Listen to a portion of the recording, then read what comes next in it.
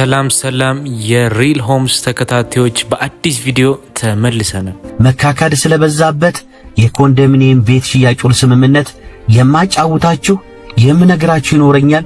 እስከ ፕሮግራም ፍጻሜ ድረስ አብራችሁ ቆዩ። እንደምታውቁት የኮንዶሚኒየም ቤት ዋጋ በከተማችን በእጅጉ ንሯል፣ ጨምሯል። የዛሬ ዓመት የነበረው የኮንዶሚኒየም ቤት ዋጋና አሁን የነበረው ዋጋ ከእጥፍ በላይ ጨምሯል። እንግዲህ ከዚህ በፊት የኮንዶሚኒየም ቤት የሸጡ ሰዎች የሸጡ ግለሰቦች የኮንዶሚኒየም ቤታቸውን ለማስመለስና ለመክዳት ቃላቸውን ለማጠፍ በተለያየ ጊዜ በገዢዎች ላይ ሰፊ የሆነ ችግር እየፈጠሩ ይገኛሉ። ክስም እያቀረቡ ይገኛሉ። ይህ በእውነቱ በጣም አሳዛኝ ነው፣ አግባብም አይደለም። አንድ ሰው የራሱ ያልሆነውን ሐቅ የራሱ ያልሆነውን ገንዘብ አምኖበት ያደረገውን ነገር እንደገና የሆነ ነገር ስለጨመረ ብቻ የማይገባውን ጥቅም የማይገባውን ሐቅ ለማግኘት ሌሎች ሰዎች ላይ ችግር መፍጠር አግባብ አይደለም። እንደምታውቁት የሀገራችን ሕዝብ 99% ማለት ይቻላል አማኝ ነው። የራሱ እምነት፣ የራሱ ስነ ምግባር፣ የራሱ እሴት አለው። ከጊዜ ጊዜ ይህ እምነታችን፣ ይህ ስነ ምግባራችን፣ ይህ እሴታችን እየተሸረሸረ መጥቶ ከዚህም የበለጡ ገንዘብን ከመካድም የበለጡ እጅግ ነውረኛ ተግባሮች በየጊዜው ሲፈጸሙ እናያለን። ይህ በእውነቱ በጣም አሳዛኝ ነው። እንደ ማህበረሰብም ወደ ዝቅጠት የሚመራ በመሆኑ ሊቀረፍ ይገባዋል። መቀረፍም መቻል አለበት።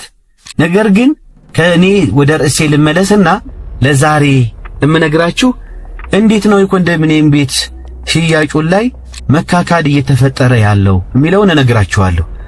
እንግዲህ በተለይም ገዢዎች ከፍተኛ የሆነ ጥንቃቄ እንድታደርጉ፣ ወደፊት የምትገዙ ከፍተኛ የሆነ ጥንቃቄ እንድታደርጉ፣ ከዚህ በፊትም የገዛችሁና የኮንዶሚኒየም ቤት ሽያጭ ስሙን ያላዞራችሁ የፕሮግራሜ ተከታታዮች በፍጥነት ማዞር የምትችሉ ከሆነ ስሙን እንድታዞሩና ራሳችሁን ካላስፈላጊ አደጋ ካላስፈላጊ ውጣ ውረድ ራሳችሁን እንድታድኑ እንድትቆጥቡ ማለት ነው።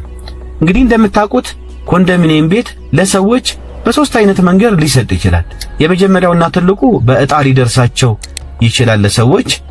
ሁለተኛው የልማት ተነሽ የሆኑ የሚኖርበት ሰፈር ቤት በልማት ምክንያት ተፈልጎ ሲፈርስ ኮንዶሚኒየም ቤት በምትክነት ሊሰጣቸው ይችላል። ሶስተኛው ደግሞ አልፎ አልፎ እንደሚታየው ልዩ ተጠቃሚ የሚባል አለ። ለዜጎች በልዩ ተጠቃሚ ኮንዶሚኒየም ቤት ሊሰጣቸው ይችላል።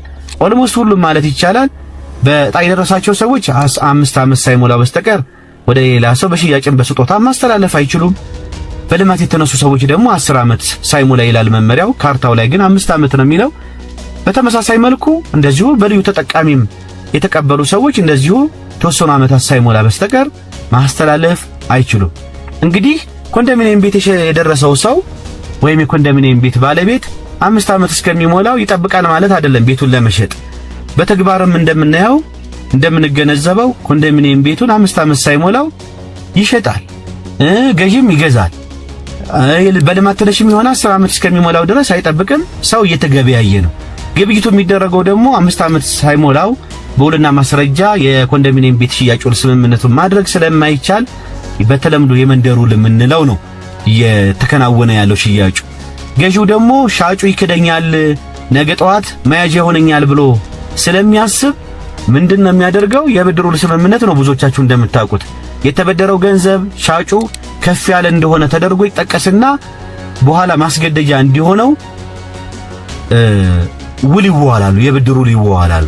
እንግዲህ አሁን እየተፈጠረ ያለው ችግር ይሄ ነው። የኮንዶሚኒየም ቤት ዋጋው ከመጨመሩ የተነሳ ሻጩ ቅርቅር ይለዋል ማለት ነው። የሚያስበው ዱሮ ለጉዳዩ ገንዘቡን መቀበሉን ሸጦ ለጉዳዩ ለሚፈልገው ጉዳይ መዋሉን በገንዘቡ የሰራበት ያተረፈበት መሆኑን ወይ ሌላ ንብረት የገዛበት መሆኑን ሳይሆን ስሙ ስላልዞረና ወደ ገዢ በሱ ስም አሁንም የሚገኝ መሆኑ እያጓጓው ይገኛል ማለት ነው። በተግባር እየተመለከትኩት ያለሁት ይህንን ነው። በዚህ አጋጣሚ መግለጽ የምፈልገው ነገር ኮንዶሚኒየም ቤት ሸጣችሁ መክዳት የምትፈልጉ የፕሮግራም ተከታታዮች እንዳትደውሉልኝ።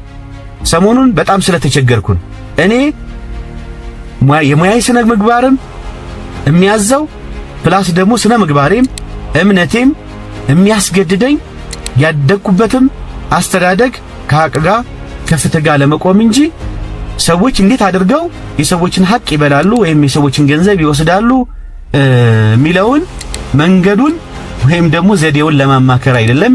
የጠበቃም እንደዛ አይደለም። ከሐቅ ጎን ከፍትህ ጎን የመቆም የሙያ ግዴታ አለበት። ዜጎች በአንድም በሁለትም ሆን ብለውም ይሁን አውቀውም ይሁን ሳያውቁ ሲሳሳቱ ወደ ትክክለኛው መንገድ የመመለስ አልፎ ተርፎ ማህበረሰብ ውስጥ ፍትሃዊ የሆነ ማህበረሰብ፣ እውነተኛ የሆነ ማህበረሰብ እንዲፈጠር የራሱን አስተዋጽኦ ማድረግ እንዳለበት አምናለሁ። ይህንንም ሐሳብ የፕሮግራሜ ተከታታዮች ትጋሩኛላችሁ ብዬ አስባለሁ። ብዙም የሙያ አጋሮቼ ይህንን ሐሳቤን ይካፈሉኛል ብዬ አስባለሁ።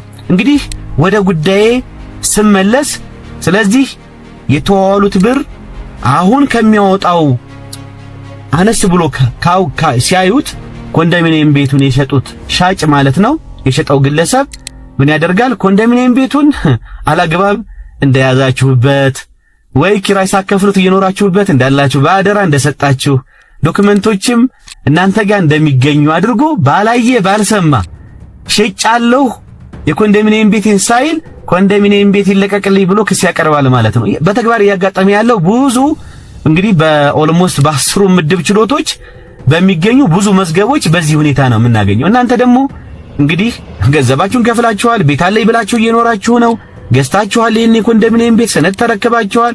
ምን ልትሉ ነው? ይሄን የኮንዶሚኒየም ቤት ገዝቼው ነው ዝም ብዬ አይደለም የተቀመኩበት፣ ወይ በአደራ አይደለም የተቀመኩበት፣ ወይ ተከራይቼ አልተቀመኩበትም ትላላችሁ። ፍርድ ቤቱ 5 ዓመት ሳይሞላው የተደረገ የኮንዶሚኒየም ቤት ሽያጭ ውል ስምምነት ውሉ ህጋዊነት ስለሚጎለው እና ህገ ወጥ ስለሆነ መፍረስ አለበት። እናንተም የኮንዶሚኒየም ቤቱንና ሰነዶቹን አስረክቡ፣ እንደገና ደግሞ ሻጭም የተቀበለውን ገንዘብ ከናንተ ላይ ይመልስ፣ ወደ ነበራችሁበት ተመለሱ ብሎ ይወስናል ማለት ነው። ኔክስት ምንድነው የምታደርጉት? እናንተ የብድር ውሉን እንደመያዣ ስለሆነ የተዋላችሁት ክስልን መሰረቱ ነው ማለት ነው። የተበደረውን ብድር ይመልስልን ብላችሁ እዚህ ጋር ነው እንግዲህ ሻጩ ካልኩሌት እያደረገ ያለው።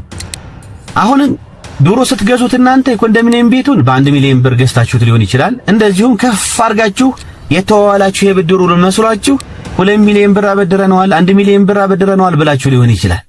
እዚህ አሁን 6 ሚሊዮን ብር 5 ሚሊዮን ብር ሊያወጣ ይችላል። የኮንዶሚኒየም ቤት ምን ያደርጋል? ካልኩሌሽን ይሰራል። ብዙዎቹ ካልኩሌሽን እየሰሩ ነው። በነገራችን ላይ ወደ ክስ ወደ ምናምን እየሄዱ ያሉት እንደ አማካሪዎችም ጋር አማክሩን እያሉ ጥያቄ የሚያቀርቡት እዚህ ምን ያደርጋሉ ማለት ነው? ቀጥታ ካልኩሌሽን ይሰራውና 5 ሚሊዮን ብር ካወጣ 2 ሚሊዮን ብር የተበደረውን 1 ሚሊዮን ብር ደግሞ ኮንዶሚኒየም ሸጫለሁ ብሎ የተቀበለውን ብር 3 ሚሊዮን ብር ይመልስና 2 ሚሊዮን ብር ማትረፉን ካልኩሌት ያደርጋል ማለት ነው። ስለዚህ ኮንዶሚኒየም ቤት ከዚህ በፊት ገዝታችሁ በተለያየ ምክንያት ቸልተኛ ሆናችሁ ስም ሳታዞሩ የቀራችሁ እንደዚሁም አሁን ወደፊትም ኮንዶሚኒየም ቤት ለመግዛት የምታስቡ ሰዎች ይህ አደጋ እንዳለው አውቃችሁ ጥንቃቄ እንድታደርጉ ነው ይሄን ፕሮግራም የሰራሁት። ስለተከታተላችሁን እናመሰግናለን።